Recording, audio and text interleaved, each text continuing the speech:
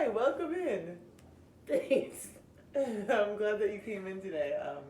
I have a few forms that I need you to fill out here, Alright, thank and you. they're a HIPAA consent form that just makes sure that your confidentiality is not breached. So everything that you tell me in session today, I can't tell anyone. It won't leave these four walls, except if you express any intent to harm yourself or harm others, and then I would have to report that. Understood? Okay, sounds good. So, thank you for filling that out. Awesome. Okay, so what brings you in today? Just looking for some outside help. I feel like I definitely need more tools in my toolbox. I do deal with quite a bit of depression and PTSD, which I definitely struggle with more often than not. So just came in to really look for maybe some more tools in the toolbox. Okay, what kind of ways does that manifest for you? These I don't know, the ways that like your anxieties manifest. Is there any examples that you can give me? I'd say overindulging in certain things, just a lot of escapism and avoidance.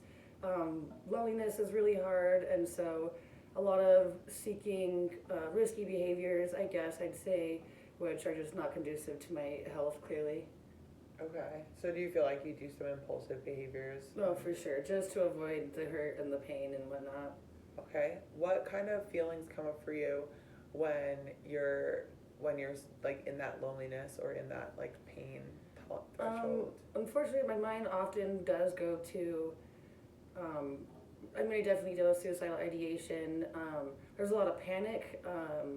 When I feel alone, I feel almost not in control of my emotions. I feel like my mind gets to me way too easily, and it just starts spiraling, and I ruminate too hard, and I get stuck. And then it's really hard for me to pull myself out when I get to those points. Yeah, okay, that makes sense. Um, so when you express the suicidal ideation, what does that feel like? Like, is it more passive? Do you feel like it's something where you don't think you're going to act on it, but that it's just that feeling of kind of being at the end of your rope? Yeah, I definitely, I feel like I've gone through enough therapy, thankfully, to know and identify when I do feel that way, so I don't feel like it is an active thought, I guess, but it does feel just like the dread of the world is on my shoulders, and it just, that, my mind will go to like, okay, like, maybe I do want to end it, and maybe it'd just be better for me and others and whatnot. Thankfully, I am able to identify my own brain's attacking me and being able to separate that from my own being. But that also, can be hard at times. Yeah, yeah. Do you do anything currently that sort of helps you de-escalate yourself, or are there people or ideas that you can bring to your mind that kind of keep you in your body and keep you wanting to stay here? When I start to feel like that, I definitely know it's time to move my body, get out of the house, reach out to friends. If it ever gets to a super severe point, for me, putting my feet in cold water, because I'll start to dissociate. So putting my feet in cold water, holding ice, and just reminding myself that I'm here, because my brain starts to just go into the clouds, and just so put ways that I can ground myself when I'm in that severe state. Thankfully, I have a few of those tools in my toolbox. Yeah, those are some DBT skills. Mm-hmm. Okay, yeah, I've heard about the holding the ice. Mm-hmm. That can really keep Yeah, you in the present. yeah, it definitely just reminds me that I have a body, and because my brain will just go way too into the clouds, and so just anything that makes me remind me that I'm here and I'm safe and I'm okay. And then once I am able to calm down, if it's still severe enough, I have had to reach out for mental health resources, like hotlines, what have you. And then if not, friends, family, even if it's just a quick phone call, just to remind me that I have people around me and that I'm okay and I'm safe. Okay, I'm glad to hear that you have some tools, but I was wondering if you'd be willing to explore some new tools that could be a little unorthodox, but could be nice. And I would say that they would take, maybe it would be almost like a progressive step from after you did hold the ice or do some of these more like quick acting DBT skills. Mm-hmm. These would be like steps further. Okay. I'm Yeah. down for that. Okay, cool. So um, I've been learning this new technique where you can think about an antithesis of a figure in your life that was maybe not able to be present for you. Easy peasy. So, if you had, say, somebody who didn't show up for you emotionally, or a parent who was unable to be present for you in your life. I've had clients who think of like a fairy godmother or a fictional character from their childhood that they really liked to think about as that figure, sort of a calming response that will center you in the moment and make you feel like you're able to be loved in the ways that maybe you don't feel like you were receiving. Yeah, I've never heard of that, but I'd be down to explore that for sure. Okay. Do you have any ideas? Well, at first I'm like, well, pick a parent, because both of them were totally there. I don't know, this is not so much fictional, but one of my very first therapists, she's probably the person I look up to the most in my life, and just walks with a lot of light and love and knowledge and acceptance. And she just exudes just unconditional love. She's probably the woman figure in my life that I look up to, that I would always feel safe. Even just the thought of her right now makes me feel just held. That's wonderful. That would be a really good person to kind of go to, but like I feel like in life sometimes it's hard to even put your mind like to think, oh, that could calm me down in these moments. But for a lot of people who did have those figures in their lives, that's where they go to, or that's something that's like naturally like reinstates that secure kind of feeling. Oh, for sure. And sometimes when you don't have those, it like creates these less secure feelings where you have that unstable base and you're like, well, what is my baseline? Yeah. So if you have a moment where you're feeling triggered, you can think of what would she, like, what was her name? Jen. Like, what would Jen say to me right now? And sometimes it's not even, it's more of just like, you can almost like use your memory to come up with the nice things that they would say to you to reassure you. Do you ever do that? Have you found yourself in that, or? I mean, with her, yeah, there has been times in like crisis and whatnot, where I do resort back to just that feeling of kindness and comfort and everything, and safety, because I grew up with a lot of just not safety. I just felt emotionally in danger for most of my childhood, and she was the first effigy. And yeah, she does come to mind when I'm really struggling, and just she's taught me like how to be patient with myself and whatnot, so I'm not getting so frustrated. So yeah, she definitely does come to mind when I'm really in those like crisis moments. Okay, so that could be a really good place to kind of recenter yourself. And then do you feel like if you asked the questions of like what would she say to you, that you would naturally be able to? Oh yeah, she was my therapist for like 3 years, so we got to know each other quite well. So yeah, that's a pretty she's easily accessible, I'd say. Okay, that's great. Okay, so that's one skill that I think is going to be really helpful. Then we have another skill, and it's called your safe place. Okay, I definitely know about this. Okay, have you done this before? Yeah. Do you want to do it again? I'm down. Okay, cool. I'll put on soft music. Okay. And then I'll have you close your eyes, and we can time it for a minute or maybe 2 minutes. I'll time it for 2 minutes, and you're gonna just think about what your safe space feels like and looks like, and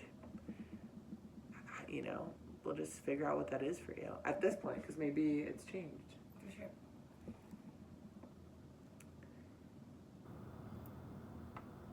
Yeah, I have a pretty good idea of like what my safe place looks like, but you just mentioned like, oh, how it feels too. I don't think that's something I've really pondered on too much. Okay, that'll be fun to kind of explore, because I do think it's sometimes nice to kind of feel into that space and get acquainted with the warmth hopefully of that. So here we go. So close your eyes.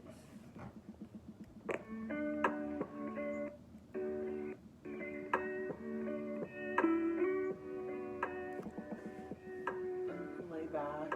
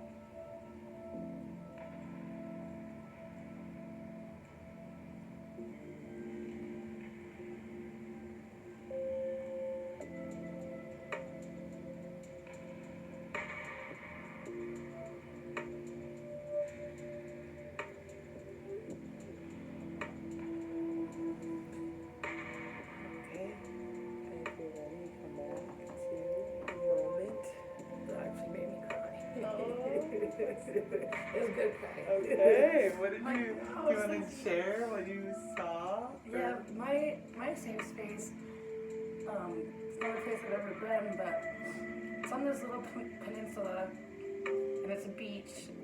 The beach has always been my safe space. And I'm there alone, but I don't feel unsafe. I have my own little shack. There's a hammock in it. That's where I chill and read my books. And my mom has a little house on the top of the hill. She doesn't bother me too much, but she's up there just in case I need her. Definitely a bunch of dolphins around. And then for some reason I always imagine ships in the distance. I don't feel alone or isolated on this island, but I feel free and I feel safe. But if I need anything, all the homies are on the ships over there. I love that. That sounds awesome. I'm just breezy and salty, and I just run around barefoot all day and make crafts, whatever, with all the things I find. And I get to go back to my little shack with my hammock, and there I have a father figure that is no longer in our lives, but he's there just waiting for me to get home from me being a wild child all day out in the beachy forest. That sounds so nice. I'm glad that you have that. That's a really awesome place. I want to go. Don't take you with me. Maybe I'll like therapist. Sounds really nice. Well, so do you feel like you could maybe, obviously in these like super triggering moments, we can't always access that right away, but if you do the Ice Cube for a while, and then if we put on some funk music and we kind of go there, to de-escalate the nervous system, because a lot of times that like vamps up. And if you can at least get that DBT to like snap you out of it, and then this next step, it can actually just, I think, will help with that impulsiveness, right? Because probably that impulsiveness is coming from a real feeling of like no control and wanting to like surrender yourself, and then also like that's probably why the ideations come up, is like that wanting to like surrender your life to something that's just a void or something.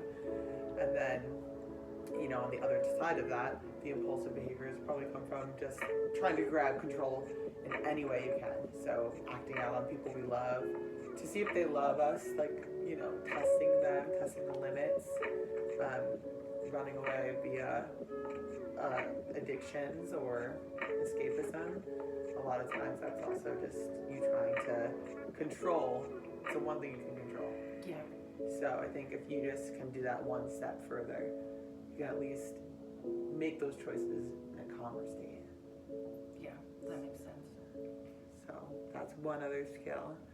And then there's one other skill that I think is really helpful for, say, you had a really deep conversation with a friend, or with me, or with anyone in your life, partner, and it brought up a lot of baggage for either one of you that you just know that in that moment you do not have time to process, which can also lead us to these impulsive behaviors. Like, we can't unpack it. Either one of you maybe shuts down and is unable to process with the other in that moment, or multitude of reasons, you know, someone has to go to work. Like, obviously we live in a really fast-paced world, so it's not always going to be conducive to talk about our feelings, which is unfortunate, but it happens. So this is another skill, and it's called your treasure box. I'll call it the treasure box, or the lock safe, or really it could be anything, but it's something that is going to be a place where you can compartmentalize the things that you feel and put them away, and that you know that you can come back to it. And we'll use it in session. Before we end session, every time, if we're working on trauma work, we're gonna put your stuff away for you as best we can, so that it's not leaking out everywhere in your regular life. I feel like I've heard of this before, and I was always told of it as a filing cabinet. It's like, okay, we can't delve into this too much right now because we're already here, and to open that file, like, it's like, okay, that still is present, but I gotta file it, I gotta put it in the cabinet, and when I have the time and space to access that, Because for me, I try to do it all at once and just having that grace to be like, okay, I'm really upset about this, but I don't have the capacity right now, so we're gonna put it in the file and save it for another time maybe. Okay, so do you think that has a file thing worked for you traditionally? I think so, because I get overwhelmed just super quickly, and so being able to be like, okay, I know myself enough to be like, okay, I cannot handle this certain emotion or this certain interaction right now, and I can't bury it for sure, but just to be like, okay, I'm gonna give myself the patience and time to know that I can't handle this right now, and I think that does help me quite a bit. Okay, cool. So when we did this, when I was learning it, we did a similar thing where we would close our eyes and we could imagine it. And a lot of times what I found helpful is if there's a lock. Yeah. Kind of like helps to be like, that is stored safely. And no one's going to open it until I'm ready to open it. Yeah, I like that a lot.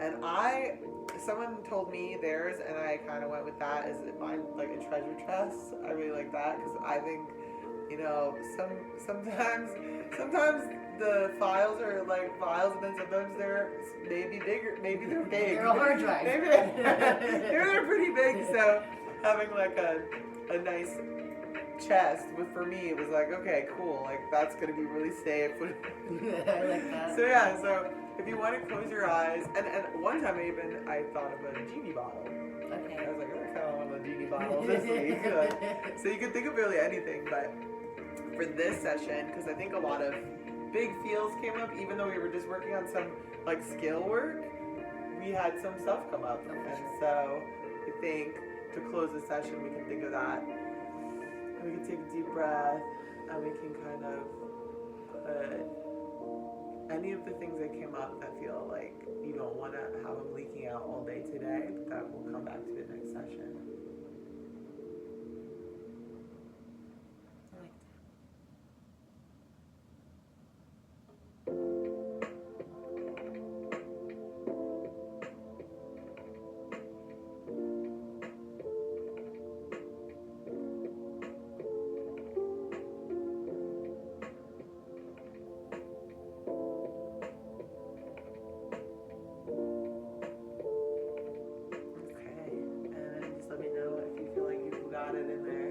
I like padlock on that bitch. Okay, sounds good. All right, well, thank you so much for coming in. Thank you for your help today. Yeah, and I will see you next week. Yep. Okay.